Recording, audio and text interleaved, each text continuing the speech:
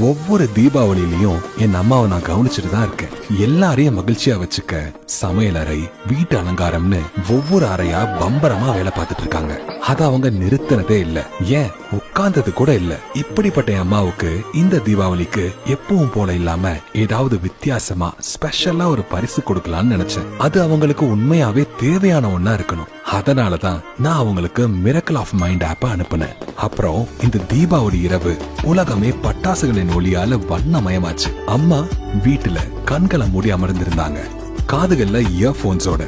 ரொம்ப அமைதியா, அவங்க முகத்துல அவ்வளோ ஒரு மகிழ்ச்சி. நான் ஒரு ஓரமா அமைதியா ரொம்ப சந்தோஷமா அவங்கள பாத்துட்டு இருந்தேன்.